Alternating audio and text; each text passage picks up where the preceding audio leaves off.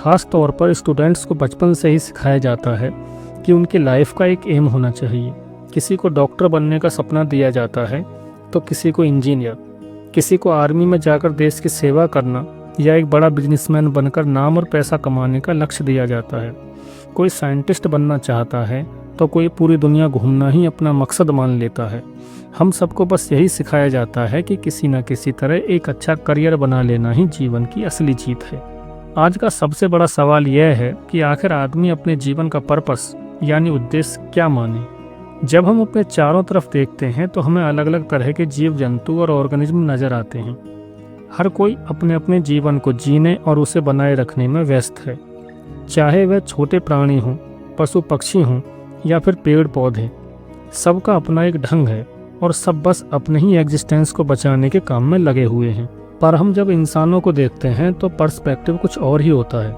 एक साधारण इंसान का पूरा दिन अपनी बेसिक नीड्स को पूरा करने की भागदौड़ में ही गुजर जाता है। उसके पास सोचने का समय ही नहीं बचता, क्योंकि उसका पूरा स्ट्रगल सिर्फ इस बात के लिए है कि वह अपना और अपने परिवार का पेट भर सके और सुरक्षित रह सके। उसके लिए जीवन का मतलब बस सर्वाइवल ही होकर रह जाता है। इन सब के बीच कुछ बड़े बड़े फिलोसफर्स और ज्ञानी लोग एक बिल्कुल अलग ही बात कहते हैं। वे कहते हैं कि बस जिंदा रहना, पॉपुलेशन बढ़ाना, किसी सांसारिक पोजीशन को पाना या रुपया पैसा और प्रसिद्धि कमाना बहुत ही छोटे उद्देश्य हैं। उनके अनुसार जीवन का असली और एकमात्र उद्देश्य कॉन्शियसनेस यानी चेतना को प्राप्त करना है। इसी नाम को अलग अलग संस्कृतियों और परंपराओं में अलग अलग नामों से पुकारा गया है। कोई इसे मोक्ष कहता है, कोई बुद्धत्व की अवस्था मानता है, तो कोई इसे ही एनलाइटनमेंट नाम देता है। पर असली चुनौती तब आती है जब एक साधारण इंसान इन महान उद्देश्यों के बारे में सुनता है। उसके मन में एक गहरी जिज्ञासा और उलझन पैदा होती है।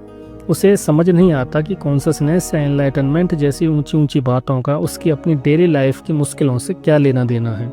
उसके सामने जीवन के कुछ अनसुलझे प्रश्न हैं कि जीवन क्या है, यदि जीवन का कोई अर्थ है तो क्या वह सभी प्राणियों के लिए एक ही होगा, और वह अर्थ क्या है।